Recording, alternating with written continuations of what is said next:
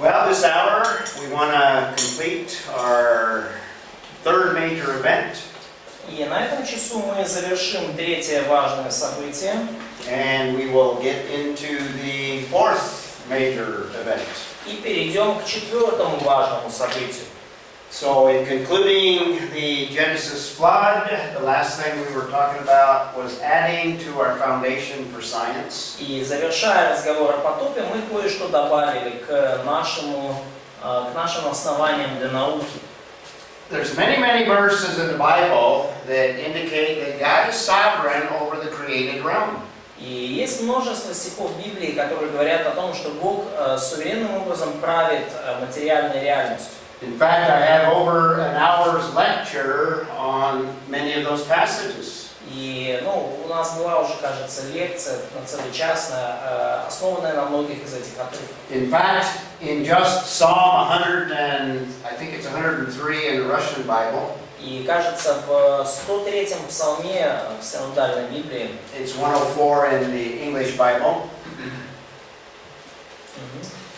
Talks a lot about God's sovereign over different areas of nature, creation. Да, и говорится там о божественном верховном владычестве над самыми разными сферами творения. He's sovereign over climatology. In other words, he deals with the rain and Он issues of владычествует над climatology. климатом, над дождями и всеми вопросами, связанными с климатом. He's sovereign over what scientists call the hydrological cycle. И он владычествует над тем, что ученые называют круговоротом воды в природе. He's sovereign over all of the animals, providing their food and nourishment. Он владычествует над миром животных, обеспечивая им еду и пропитание. So he would be sovereign over zoology. И таким образом он владычествует над зоологией также. Botany as well. И ботаникой, то есть Similar psalm in Psalm 127. И очень похожий псалом в 127. We also see that God is sovereign over the creation when he deals with the nation of Israel. Мы видим также, что Бог суверенен над творением в том плане, как Он владычествует над народом Израиля. In Deuteronomy 28 we have blessings and cursings. Во Второзаконии 28 главе мы читаем о благословениях и проклятиях. All those blessings and cursings that are promised are dealing with the natural realm.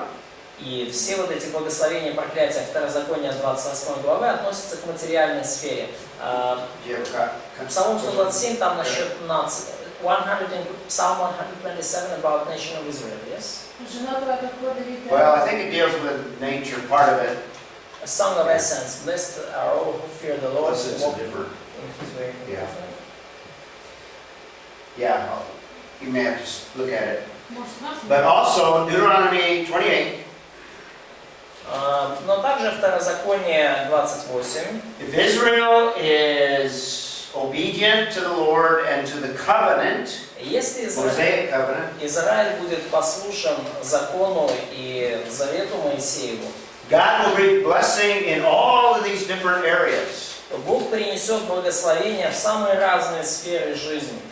They will have productivity in agriculture. У них будет обильное плодоношение в сельском хозяйстве. And again, it promises that God is sovereign over climatology. He will bring them abundant rain.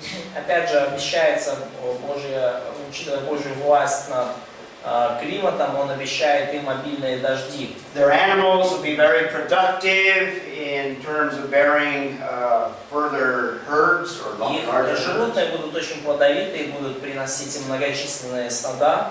They will have better health if they are obedient. И у них будет лучше здоровье, если они будут послушны Богу. So he deals with all of these physical areas where he has to be sovereign to be able to fulfill what he promises. И то есть Бог обращается ко всем этим различным сферам жизни, и Он должен обладать верховной властью над всеми этими сферами жизни, чтобы исполнить свои обещания. And over the history of Israel, they were unfaithful И в течение истории Израиля они в основном были непослушны. And it's the Old Testament prophets that point out that a lot of the calamity that came on them, the physical calamity, was a result of their unfaithfulness. И многие пророки ветхозаветные давали понять израильскому народу, что многочисленные проблемы в физическом мире были связаны именно с их непослушанием и неверностью. Just as Deuteronomy promised blessing or cursing in those same areas of the natural realm. И Второзаконие 28 говорит как о благословениях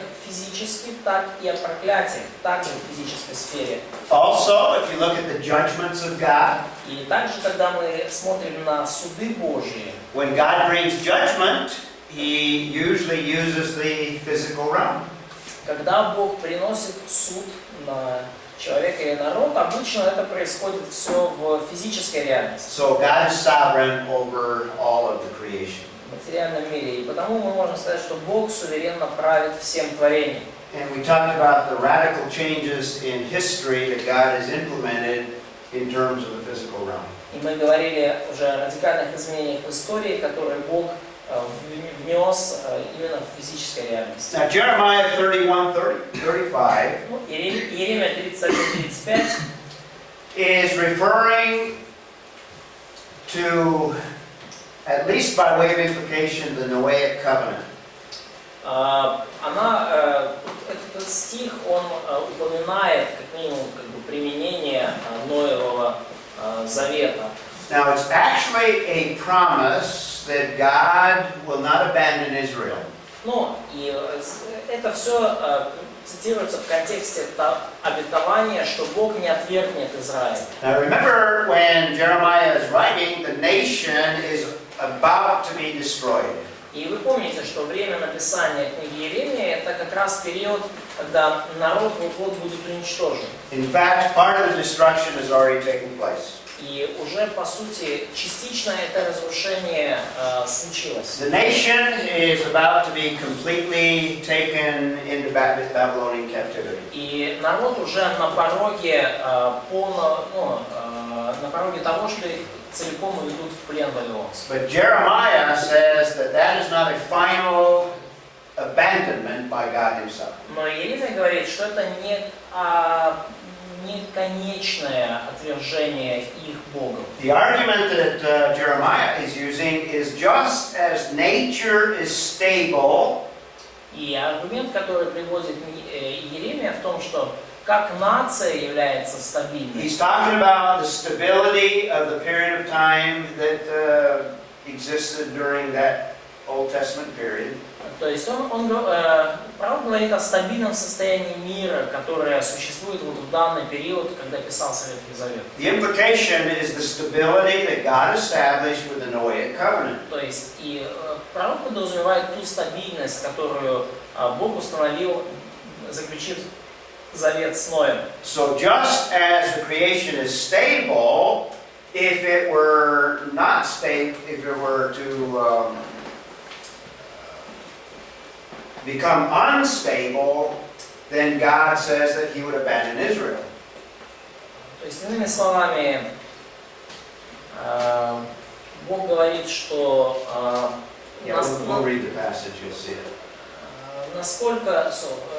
насколько мир стабилен и невозможно, чтобы Бог что-то поменял в этом нынешнем стабильном мире сейчас, настолько же невозможно, чтобы Бог отверг Израиль. So what God is basically saying is, as long as the sun rises, as long as the laws of nature continue to be stable, И что Бог говорит? Пока солнце встает и пока действуют законы природы, just as Israel can count on those things, то есть, Израиль может посчитать и увидеть все эти вещи. Israel can count that God has not abandoned them.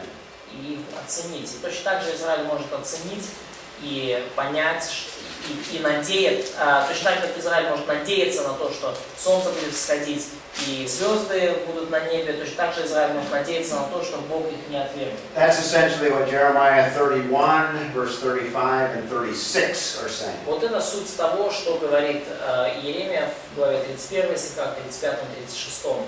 Read 35 first. 35. Так говорит Господь, который дал солнце для освещения днем, устал луне и звездам для освещения ночью, который возмущает море, так что волны его ревут. Господь Саваоф, имя ему. Notice the little phrase, the fixed order of the moon and the stars. Вы вот заметьте вот это слово «уставы луне и звездам». In other words, there is a stability, there are these laws of nature that God has instituted. Иными словами, есть вот эта стабильность, есть законы природы, которые Господь установил. And then in verse 36, И далее в 36 стихе he gives it from the negative perspective. If that fixed order departs, then God will abandon Israel. И в 36 стихе Бог смотрит на это уже как бы с противоположной, негативной стороны. «Если сии уставы перестанут действовать предо мною, говорит Господь, то и племя Израилева перестанет быть народом предо мною навсегда». So in other words, as long as there's stability, then Israel has assurance that God has not abandoned them. Иными словами, до тех пор, пока есть эта стабильность, у Израиля есть уверенность, что Бог не отвергнет. Now Jeremiah actually repeats that same principle in chapter 33. И Иеремия повторяет тот же самый принцип уже в 33 главе. So it's very similar. So notice verse 25 first. И это очень похоже. И прочитайте в начале 25 стих. «Так говорит Господь, если завета моего о дне и ночи и уставов неба и земли я не утвердил». And notice in this passage he refers specifically to the covenant. И обратите внимание, в этом отрывке он уже упоминает конкретно завет. This is the Noahic covenant. И это завет, заключенный с Ноем. The covenant for day and night. Look at Genesis 8:22. Завет о дне и ночи. Посмотрите, Бытие 8:22. He describes them as a fixed pattern. In other words, stability of nature. То есть он говорит о вот таком уставе, о конкретном порядке природы, что лето и зима, день и ночь не прекратятся. And it is God Himself that established it. И сам Бог установил это. That's why I said all the things I said about the Noahic covenant. И вот зачем я говорил это все вам до этого насчет Ноева завета. God has created a stable environment. Что Бог установил вот это стабильное окружение. Then the promise goes on in verse 26, similar to what we saw in Jeremiah 31. И далее обетование продолжается и переходит к стиху 26, похожему на то, что мы читали в Иеремии. Если заветом его дней и ночи уставов неба и земли я не утвердил, то и племя Иакова и Давида, раба моего, отвергну, чтобы не брать более владык из его племени для племени Авраама, Исаака и Иакова. So, Ибо возвращу пленных и помилую их. so this passage is similar to Jeremiah 31, but this one is specifically referring to the Noahic covenant. И этот отрывок очень похож на отрывок Иеремии 31, но здесь он конкретно указывает нам на завет с Ноем. Job also says many things about science, by the way, in the book of Job. В книге Иова также мы читаем много о науке.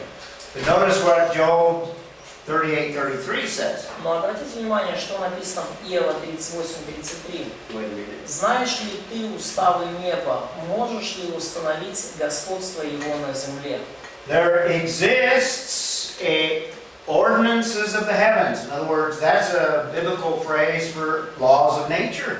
То есть мы видим, что существуют уставы неба. Это библейская фраза, говорящая о законах природы. Or fix, it says, fix their rule over the earth. Или, да, господство на земле, господство его на земле. This alludes to that same stability of the Noahic covenant.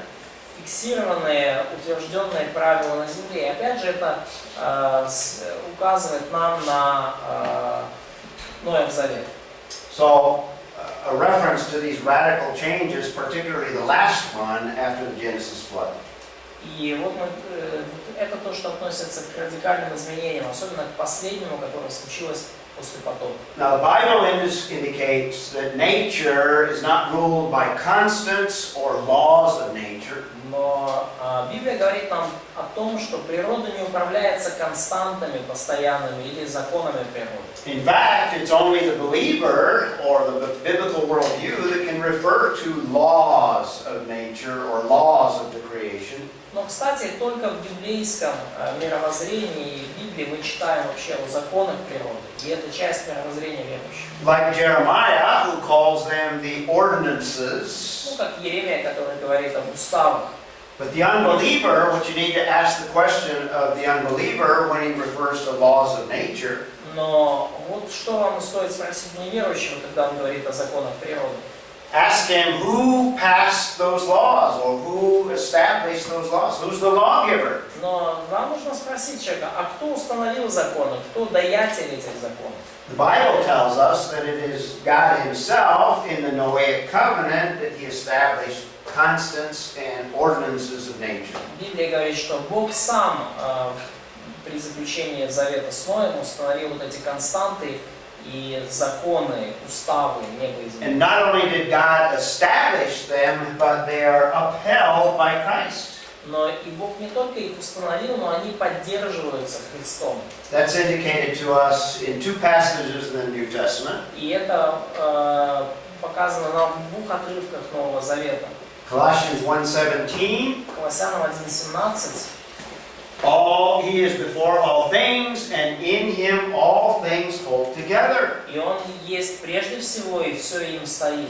In other words, He controls that stability or maintains it. Иными словами, именно Он поддерживает эту стабильность и осуществляет ее. And Hebrews 1:3 says that He's the one that upholds all things, and He does it by His word, the word of И His Евреям power. 1:3 говорит, что Он держит все словом силы своей. Он держит все и совершает это силой своего слова. The same word of God that He spoke everything into existence. То же Слово Божье, которым все существующее было сотворено, That same word upholds or maintains that stability. то же Слово поддерживает данную стабильность. So all of science that depends on a stable creation, И потому любая наука, которая зависит именно от стабильности творения, science is possible because God not only establishes the laws of nature, but upholds them, maintains them. и благодаря этому любая наука возможна, потому что Бог не только установил нерушимые законы природы, но и поддерживает их в таком состоянии. So Christ upholds the laws of nature and constants. И таким образом Христос поддерживает законы природы и константы. And Hebrews 1:3 says that they're controlled by His word, not by laws of nature. И Евреям 1:3 говорит, что эти константы и законы поддерживаются Его Словом, а не So there's your foundation for science. Это ваше основание для науки. This is the biblical worldview of science. Это библейский взгляд на науку. And it goes contrary to the secular, unbelieving view of science. И он противоречит светскому взгляду на науку, который характерен для неверующих. The unbelieving worldview denies God as creator. Мировоззрение неверующих отвергает Бога Творца. In fact, oftentimes denies even the existence of God and the existence of a realm outside the physical realm. Очень denies the Existence of God. Да, и часто отвергает ну, и не только существование Бога, но и вообще какую-то духовную реальность помимо физической. Replaces God with evolution. И Бога заменяют эволюцией. So it's different from the biblical view. И в этом отличие от библейского взгляда. A lot in science believe that the natural realm is eternal. Многие ученые верят в то, что естественная материальная вселенная вечна. Biblical worldview, it's not eternal, it's finite and temporal. И в библейском мировоззрении вселенная, материальная реальность не вечные, они ограничены по времени и они имеют физические границы. The secular worldview doesn't recognize the changes that evil brought.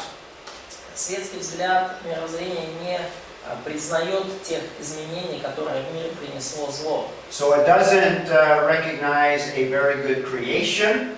И поэтому они не признают того, что первоначальное творение было весьма хорошо. but sees the second law of thermodynamics and entropy as always existing.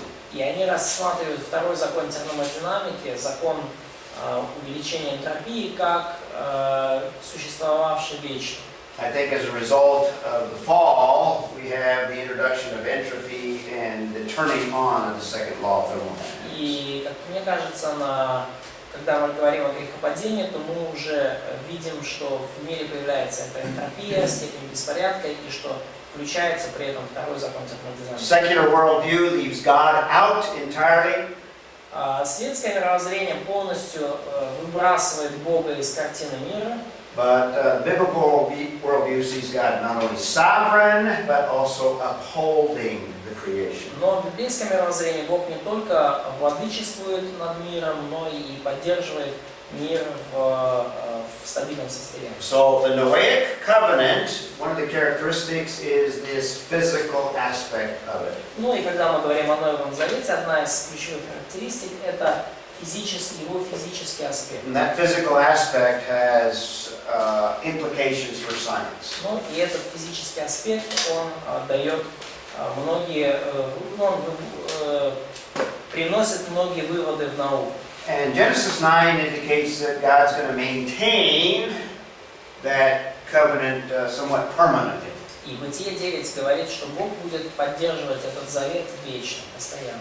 Not eternal, but permanent in the sense that it'll last throughout the period of time where God has instituted it. То есть будет как бы постоянным этот завет в течение определенного периода времени. Не вечно, не очень правильно, постоянно. Я хотела просто в гугле посмотреть, но не успела. Что такое второй закон термодинамики? So, she wanted to look at to Google that, but she did not have enough time. So, can you explain more about the second law of thermodynamics? The second law is that law of nature. Второй закон термодинамики – это закон природы, where things tend to fall apart. Согласно которому вещам свойственно разлагаться, распадаться. Things don't fix themselves. Вообще вещи в материальном мире не улучшают и не улучшают сами себя и не чинят, условно говоря, сами себя. То есть им свойственно распадаться и не собираться заново. It's a law of nature where things tend to go from order to disorder. То есть это закон природы, согласно которому все вещи в мире естественно двигаются от порядка к беспорядку. А как же тогда эволюция с этим может, So how could we fit this law with evolution idea? Эволюция же говорит How could we fit this law with evolution idea?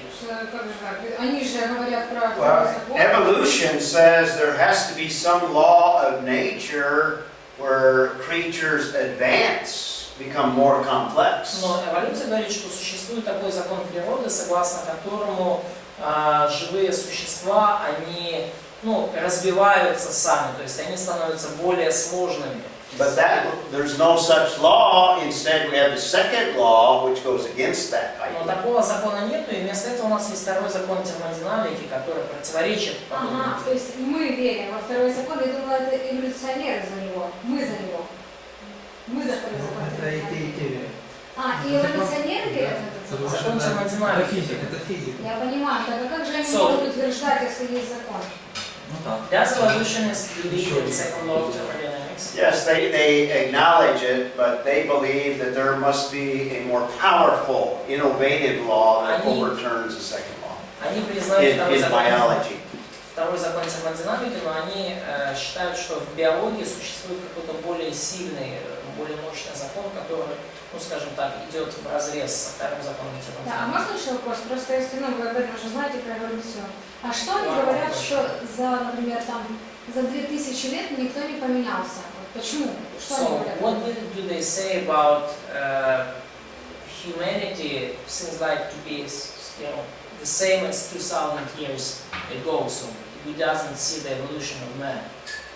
There's a lot of weaknesses to their theory. Есть много слабых мест в их теории. In fact, next year when I do the apologetics, I'll give you a lot of weaknesses for evolution. И в следующем году, когда будем рассматривать Or you can ask, энергетика, я вам приведу много слабых сторон теории эволюции. or Vitaly and Masha, they have all the notes from that Ну, class и last у week. Виталика и Маши есть много заметок с того курса. They know all about it. They Они can все, teach you. они все про это знают, уже могут сами учить. Okay. So that concludes our look at the Genesis flood. И вот на этом мы заканчиваем наше изучение потопа. And an application we can draw, that sovereign Lord И что мы можем, какой вывод можем сделать? Всемогущий владыка, who is Господь, sovereign over all of the creation and sovereign over all of history, который обладает властью над всем творением и всей историей, we should worship Him because He's worthy of worship. мы должны поклоняться Ему, потому что Он достоин нашего поклонения. So let's go from the Genesis flood to the next major event, and I'll go a little more rapidly in this one. И вот давайте перейдем от потопа к следующему важному событию, и его мы пройдем уже быстрее. Next major event of world history that is presented in Scripture. Следующее важное событие мировой истории, которое описано в Писании. I use the one word, the scattering of the peoples, to describe that one main event. Я использую одно слово «рассеяние», чтобы описать это главное событие. Described in Genesis 10 and 11, Это событие описано в Бытие 10 и 11 главе. or more commonly referred to as the event of the Tower of Babel. Но чаще к этому событию, чаще это событие называют событиями при Вавилонской башне. But before we look at that event, let's look at two major implications of everything that we've talked about so far. Но прежде чем мы приступим к этому важному событию, давайте посмотрим о двух важных выводах, которые мы делаем из всего, о чем говорили раньше. Now, I've been saying all along that the evidence for God as creator is overwhelming, if you might say. И я уже говорил об этом раньше, что количество свидетельств о сотворении мира Богом огромно. And the evidence for evolution, really, there's no scientific evidence. Very little scientific Для evidence. эволюции, по сути, очень мало серьезных научных доказательств. Well, why do people still believe in evolution? Но почему люди до сих пор верят в эволюцию? If certainly science doesn't support it, and definitely the Bible doesn't support Если это it. очевидно, что ни наука, ни Библия не обладают достаточными доказательствами. This is the reason. If God is creator, Вот причина. Если Бог Творец, then all men are accountable to the Creator God. то все люди ответственны перед Богом Творцом. And the bottom line, unbelieving man, the heart of unbelieving man does not want to acknowledge God as Creator. И суть вопроса в том, что неверующий человек не хочет быть ответственным перед Богом и признавать Бога. The unbeliever doesn't want to stand accountable before God, so he needs a substitute. И человеку не хочется быть подотчетным Богу, и поэтому он придумывает замену Богу. And the best substitute he has come up with is the idea that things came about by evolution.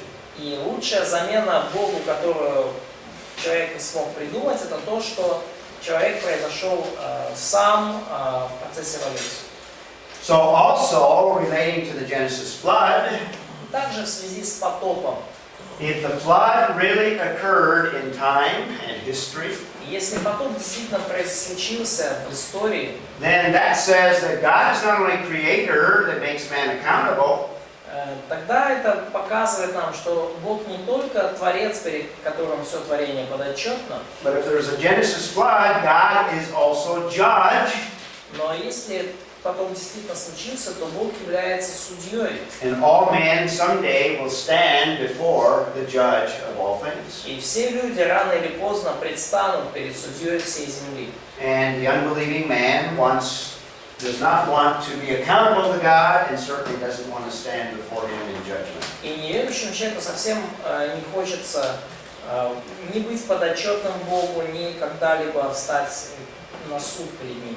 That's why the secular world must have a substitute theory, the theory of evolution. И вот почему неверующему миру нужна какая-то теория, заменяющая Бога, теория эволюции. That's why the secular worldview has to say that there is no evidence of a Genesis flood. И вот почему светские люди, светский мир говорит, что нету свидетельств о потопе. And I hope I convince you that there's overwhelming evidence for a Genesis Я flood. надеюсь, что я убедил вас, что свидетельств потопа более чем достаточно. Just as the Bible describes, И что потоп случился именно так, как описывает его Библия. and God as judge is the one that brought that flood.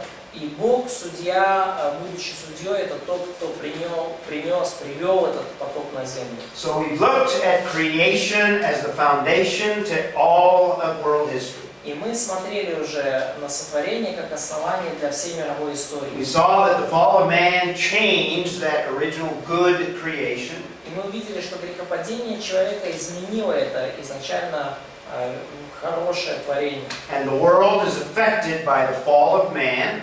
И мир испытывает последствия грехопадения человека. God brings judgment on sin, Genesis Мы 5. видим, что Бог привел потоп из-за греха людей. So God as creator and God as judge are foundational to all of world history. И тот факт, что Бог есть судья и творец, и то, что Бог есть судья, это основание для всей мировой истории. And the Genesis flood speaks of God as judge. И потоп говорит о Боге как о судье. Noah and his family are the ones from which all of civilization came. И Ной и его семья – это те, от кого произошла вся оставшаяся цивилизация. And there's a short period of history that we don't have any information because the book of Genesis didn't tell us. И есть краткий период истории, о котором мы ничего не знаем, потому что книга Бытия ничего нам не говорит. But the next major event deals with the nations and the scattering. Но следующее большое событие говорит о нациях уже и об их рассеянии. And we'll build upon that after we look at the scattering. И мы уже, скажем так, на этом будем строить после того, как рассмотрим рассеяние. We'll talk about Abraham coming out of the nations and Abraham producing the nation of Israel. Мы поговорим об Аврааме, который как бы произошел от этих наций, но сам стал отцом нации израильской. And we'll build on these events. И мы далее выстроим вот эту On the вот timeline, последовательность событий. on our timeline here, the reason I use this is to emphasize that these are real events, historical events. И вот на эту диаграмму временную я использую, чтобы показать, что эти события – это реальные исторические события. We have the creation, we have the fall, У нас есть сотворение, грехопадение, we have the Genesis flood, у нас есть потоп, and we have the scattering shortly after the flood. и у нас мы видим рассеяние, которое случилось вскоре после потопа. Now we have specific dates or time frames that we can date the events. И у нас есть конкретные даты, цифры, которые мы можем датировать эти события. We can trace the original creation to somewhere around 41-43 BC. Мы можем изначальное творение датировать где-то 4000 лет, 4100 лет до нашей эры. Using the chronology within the book of Genesis, we can date the Genesis flood to 2487 BC. И используя хронологию книги Бытие, мы можем датировать потоп где-то 2487 лет до нашей эры. This is the most conservative chronology that you can come up with. Это наиболее консервативная хронология, которую вы можете найти. We don't have a date for the fall of man, У нас нету даты грехопадения, and we don't have a specific date for the scattering. и нету конкретной даты для рассеяния. But there's a little verse that we'll look at that might give us a hint as to the timing. Но есть небольшой стих, который может дать нам подсказку для датировки этого In события. fact, you might turn to Genesis chapter 10, and we'll look at a couple of verses there. И вы можете открыть 10 главу Бытие, и там мы прочитаем несколько стихов оттуда. And again, because of time, we won't have time to look at too many.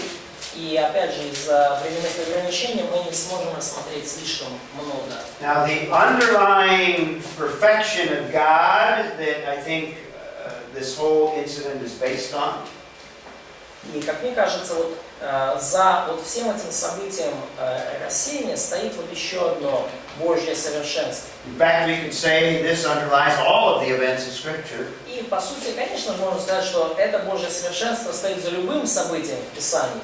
And we've been talking a lot about the sovereignty of God, so we won't go into detail here. И мы уже говорили много о божественном суверенитете, его верховной власти над миром, и мы не будем поэтому сильно здесь углубляться в детали. But the sovereignty of God, I think, is part of the underlying basis for what we have in this next event. Но божественный суверенитет, как мне кажется, это здесь ключевое качество Бога, которое стоит за этим событием. In my outline of the book of Genesis, the first division I call primeval history. В моем плане книги Бытие, вот в этом первом подразделе, который я назвал первобытной историей, We saw the history of creation. мы видели историю сотворения, We saw the early history of mankind, which is primarily the fall. раннюю историю человечества, которая в основном включает в себя грехопадение. We saw the early history of civilization, which is primarily the Genesis flood. Мы видели раннюю историю цивилизации, основное событие там это потоп. And number 4, we're going to take a look at chapters 10 and 11, which is the early history of the nations. И в четвертый пункт, это главы 10 и 11 Бытия, это ранняя история народов. Chapter 10 gives us the origin of the nations. И 10 глава показывает нам происхождение народов. And immediately, the first thing to notice is that we have the corrupting effects of sin. И самое первое, на что нам нужно обратить внимание, это тлетворное влияние греха. We saw this leading up to the Genesis flood. И мы увидели, как это уже привело один раз к потопу. And you can trace these cycles of sin throughout the Bible. И вы можете вот эти вот следы греха видеть на протяжении всей Библии. So we'll be seeing this over and over as we continue to progress through the Old Вы Testament. можете увидеть проследить вот эти циклы греха на протяжении всей Библии. И мы будем это снова и снова видеть. So number 1, God always is the initiator. God's the one that works a work of grace. И первый пункт, что Божье дело – это дело благодати, и Бог всегда в этом плане инициатор. For example, it is God that creates an original, very good creation. Например, именно Бог изначально создал вот это прекрасное творение, сотворенное миром. And you might say, after God deals with man's sin in the garden, И мы можем сказать, что после того, как Бог начал разбираться с грехом в Эдемском саду уже, we saw that God exercised grace in the salvation of Adam and Eve. то мы видим, что Бог продемонстрировал первый раз свою благодать уже в спасении Адама и Евы. God provided skins that represented God's salvation or God's righteousness. Бог обеспечил кожи, которые символизируют Божье спасение, Божью праведность. And we saw with the Genesis flood, God gives the Noahic covenant. That's a work of grace. И как мы видели уже, рассматривая потоп, Бог дал завет, заключенный с Ноем, который указывает нам на божественную благодать. But shortly after all of these events, we have the corrupting or the sins, the corrupting effects of sin. Но вскоре после этих событий мы снова видим это тлетворное влияние греха. Remember, after the fall, or actually after the creation, man falls, so we have sin introduced. Вы помните, что после грехопадения, когда человек пал, в мир вошел грех. And then after God provides salvation to Adam and Eve, in chapter 4 we have the first murder within the family. И после того, как Бог обеспечил спасение для Адама и Евы, уже сразу в 4 главе мы видим первое убийство. And even after the Genesis flood, the last incident in the life of Noah is Noah and that drunk, the incident where he's drunk, and we have the incident with Ham. И даже вот после потопа сразу мы видим этот инцидент с Ноем, который напился, и этот инцидент с Хамом. So we have corrupting effects of sin. И мы видим таким образом тлетворное влияние греха. And God allows that sin to progress and to grow. И мы видим, что Бог позволяет этому греху прогрессировать или даже расти. So He doesn't pour out wrath immediately. He is slow to anger. И мы видим, что Бог не изливает свой гнев немедленно, Он снисходительно терпит. Actually, this should be part of this, but anyway, God allows sin to reach its full corruption. И мы видим, что Бог позволяет греху достичь полного развращения. Ну, грешным людям достичь полного And then развращения. God intervenes to judge. И далее Бог вмешивается, чтобы судить. So after the fall of man, Итак, после грехопадения sin progresses not only with Cain, but through the descendants of Cain. грех прогрессирует, становится все сильнее не только в жизни Каина, но и в жизни его потомков. So God allows that sin to progress. И Бог позволяет этому греху распространяться. And in Genesis chapter 6, sin reached its full corruption. И в Бытие 6 главе грех достигает вообще, человечество достигает полного греховного развращения. And then God brings judgment and salvation of Noah. И Бог приносит суд на землю и спасение для Ноя. Similarly, with the scattering after the Genesis flood, И похожая вещь произошла с рассеянием после потопа. we see Noah in that last incident where he's drunk and Ham and that sin. И мы видим вот этот Ноя, последний описанный инцидент из его жизни, когда он пьяный, и также вот Хама и его грех. God permits civilization to develop and sin progress. И Бог позволяет цивилизации развиваться, и грех опять же набирает силу среди And людей. at the Tower of Babel, he sees that sin has reached its full corrupting effect. И при Вавилонской башне Бог видит, что грех достиг, то есть человечество достигло полного развращения. And Babel is an example of another judgment. И суд при Вавилонской башне – это пример вот еще одного суда Бога. And Babel is the origin of the nations. God produced nations from the results of Babel. И при Вавилоне мы видим начальную точку происхождения народов. При Вавилоне народы появились. Now, I wish we had more time to look at these verses individually, but let's quickly look at them. Хотелось бы, конечно, больше времени уделить этим стихам, но давайте рассмотрим их хотя бы кратко. In verses 1 and 2, we have an introduction to what's called the Table of Nations. И в chapter 10 есть. So chapter 10. В Бытие, 10 главе, в первых двух стихах мы видим такое вступление, введение ко всем народам, которые у нас сейчас представлены в мире. And in verse 2, we have the first group of sons, the sons of Japheth. И в стихе 2 мы видим первую группу сыновей, потомков Ноя, это сыны Иафета. And then beginning in verse 6, we have the sons of Ham. И в 6 стихе мы видим сыновей Хама. And we'll look at them again. Мы снова потом на них посмотрим. But notice in verse 8, we are introduced to an individual. It's a little unusual in this table of nations. И в 8 стихе, обратите внимание, мы видим конкретного человека. Это немножко необычно, да, посреди описания народов, описание отдельного человека. What we mainly have is the forefathers of these major nation groups. 4 or 3? 4. Forefathers? The forefathers. No, not four. The word is. So you mean 3 sons of The God? predecessors. The predecessors of the nations. Да, то есть мы видим вот этих, so 3 of them. Yes, 3. Итак, мы видим 3 вот этих вот прародителей для всех народов. 3 сына Ноя.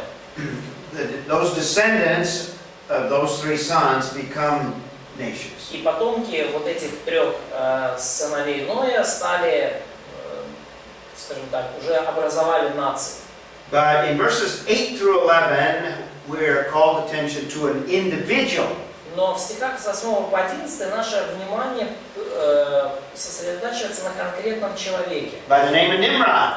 по имени Нимрод. It doesn't say specifically, but I think Nimrod is more than likely the leader that we see in chapter 11. И как мне кажется, что вот Нимрод это тот самый лидер, которого мы видим в 11 стихе. I think this is the reason he's introduced to us in chapter 10, so that we come to the conclusion that it's Nimrod that leads this rebellion against God. И я думаю, что именно поэтому нам его представляют уже в 10 главе, и это приводит нас к выводу, что именно он руководил восстанием против Бога. Specifically, verse 10, it says the beginning of his kingdom was Babel and Erech and then other cities. И особенно в 10 стихе мы видим, что царство его вначале составляли Вавилон, Эрех там, и другие города. And in verse 10, it also refers to the land of Shinar, which is mentioned in chapter 11. И в 10 стихе также упоминается земля Синар, которую мы позже видим в 11 главе Бытия. Okay? Now, skip to verse 21. Пропустите до стиха 21. And here we have the descendants of the third son, Shem. И здесь мы видим уже потомков третьего сына Сима. And notice there's also attention called to one individual in this passage. И также обратите внимание на еще одного конкретного человека, которому привлекает наше внимание автор отрывка. In verse 25, В стихе 25 it says the two sons were born to Eber. The name of one is Peleg. и сказано вот в 25 стихе, что у Евера родилось два сына, имя одному Фалек. And then in that little phrase, for in his days the earth was divided. И вот одна маленькая фраза, потому что в дни его земля разделена. Now it's not clear in this passage, И это не очевидно из отрывка, but there's at least two possibilities of this dividing. но есть как минимум две возможности, как можно объяснить, как вот это разделение. Some take it to refer to geological dividing. Некоторые люди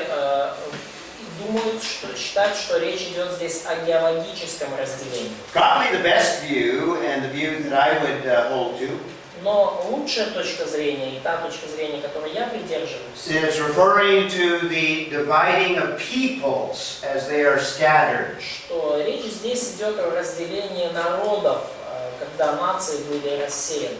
And verse 25 would be the general time frame when the Tower of Babel took И place. стих 25 дает нам примерную, скажем так, временной промежуток, когда вот эти события случились при Вавилонской башне. So when it says in the days of Peleg, in his days, И вот сказано, что во дни Палека, его дни, Peleg was born about 100 years after the Genesis flood Фалек родился примерно через 100 лет после потопа. and lived a little over 200 years after the flood.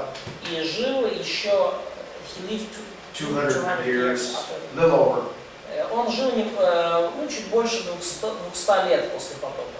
In fact, chapter 11, let's see, Peleg lived 239 years after he became the father, and he had the father 30, so about 239 years is the life of Peleg. Ну вот в стихе 19-11 главы сказано, что по рождении Рогава Фалек жил 209 лет и родил сынов и дочерей. То есть, So verse 25 is telling us when Babel took place. и потому стих 25 вполне может нам говорить о том, когда же случились события при Вавилонской башне. It would be between 1 and 300 years after the flood.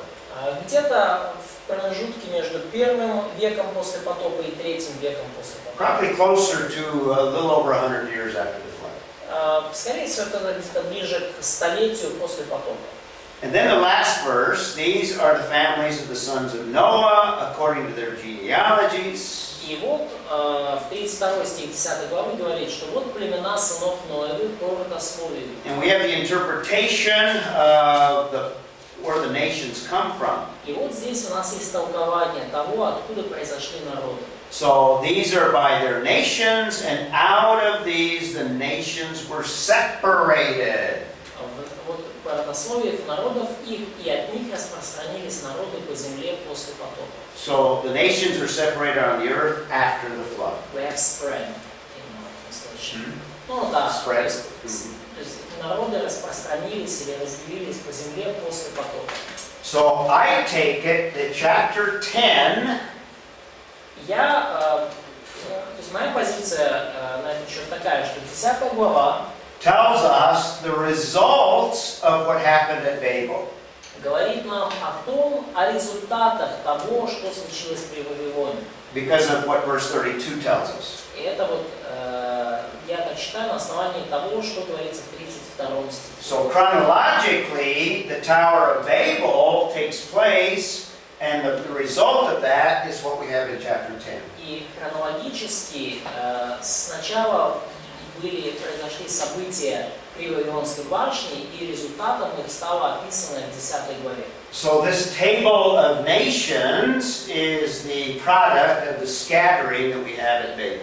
И вот это разнообразие народов – это результат рассеяния, которое случилось в Вавилоне. So the table of nations that includes Japheth, who is the oldest son. И вот эта таблица народов включает Иафета, который старший сын. And then we have Ham, who is the youngest.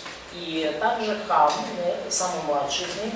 And in the middle, and the most important one, is Shem.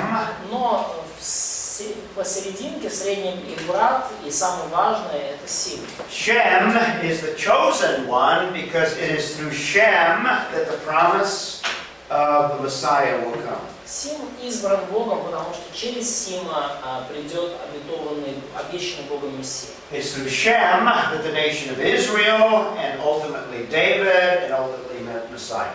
Через Сима произойдет нация Израиля, Давид и в итоге Мессия. And that's why he's presented last, because he's the one that is the most important. И вот почему о нем сказано в последнюю очередь, потому что он самый важный. And then in chapter 11, at the end of the chapter, we'll have the genealogy leading up to Abraham.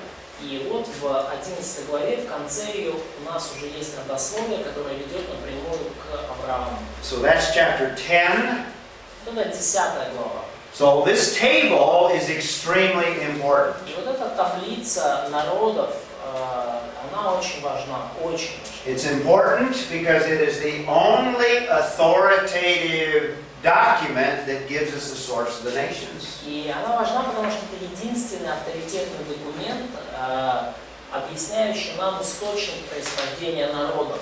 And actually, the secular, unbelieving worldview doesn't have an explanation for the origin of the И, nations. кстати, неверующие люди мира светского, у них нет ясного объяснения о происхождении народов. The only real source is this biblical text, Genesis chapter 10. Единственный реальный текст на эту тему – это вот этот текст, Бытие 10 глава. And we see it as authoritative because we see it as an inspired text. И мы видим, что этот текст обладает авторитетом, потому что он был вдохновен. So we would see it as the national distribution of the nations. И мы видим это как распределение наций. And these would be the nations that existed in the time of Abraham. И это были те нации, которые существовали во времена Авраама. So these would be the nations that Abraham would have dealings with, and then later the rest of the nation of Israel would have dealings with. И это будут нации, с которыми имел дело Авраам, и позже на протяжении всей истории эти нации также с этими нациями будут сталкиваться. So this table of nations is foundational to the rest of world history. И эта таблица наций является основанием для последующей мировой истории. These are nations from which nations even to today came from.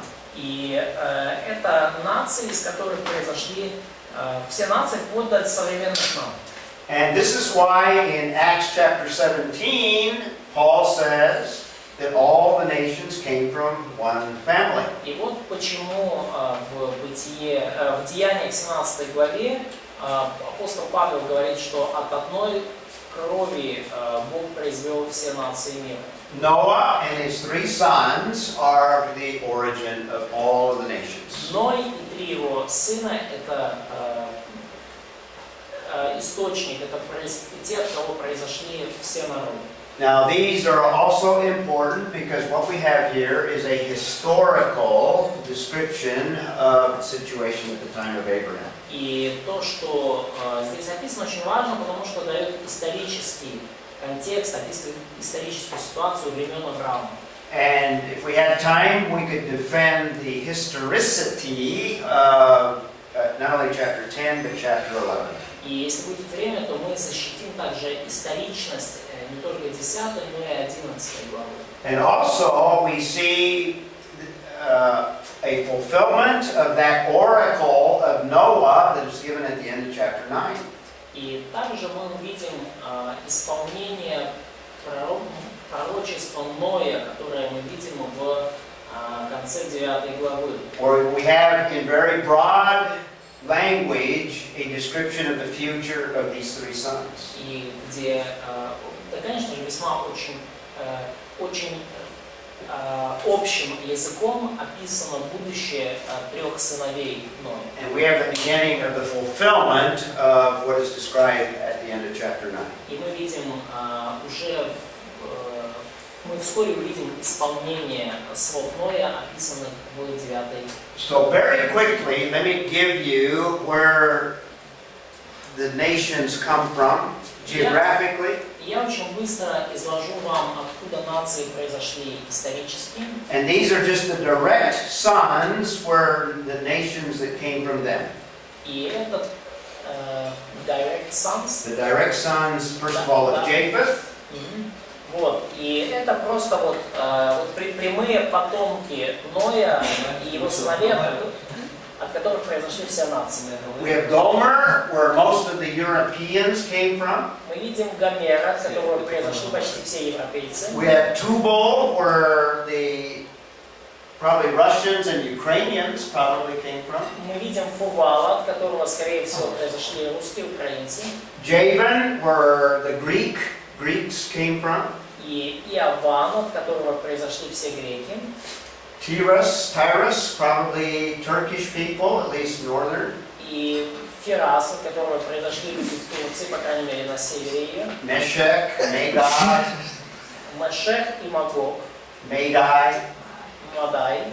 So those are the descendants of Это все потомки Иафета. Ham, we have the Canaanites. They're very important. They're going to have dealings with the children of Israel throughout their history. Мы видим Хама, да, и вот его потомков, и сам и Ханаан очень важно, потому что с ним будут иметь дело все потомки израильского народа. Put, probably Libyans. Фут, это ливийцы. Misraim, Egypt, very clearly, and we're going to have a lot of history with Egypt. Мицраим, это Египет, и очень, конечно, много историй связано с Египтом. And Cush, probably all of the African nations come from И Cush. Куш, это, скорее всего, все африканские народы произошли. Probably from Cush and Put, the African nations. Скорее всего, от Куша и от Фута произошли все африканские нации. And then from Shem, we have the Semitic peoples. И вот от Сима мы видим, произошли все семитские народы. We have Lud. У нас здесь Луд, We have the Arameans. Арам, и от него произошли все арамейцы. We have Assyrians. Мы видим здесь ассирийцев. Pakshad, that's where Abraham will come И from. вот Арфаксад, от него произошел Авраам. Off the screen there, we have the Elamites. И там вот уже просто срезалась картинка, но мы дальше видим илимейцев. Probably Persians. Скорее всего, персов. And some of the eastern peoples come from it. И, скорее всего, многие восточные народы от него. So these are the Middle Eastern peoples. То есть это вот Средний Восток. With all of them together, Вот все они вместе. Probably the Chinese, the Japanese, the Easterns either come from a combination of this group and the Elamites. И, скорее всего, японцы, китайцы произошли, может быть, как комбинация Мадай и Лим.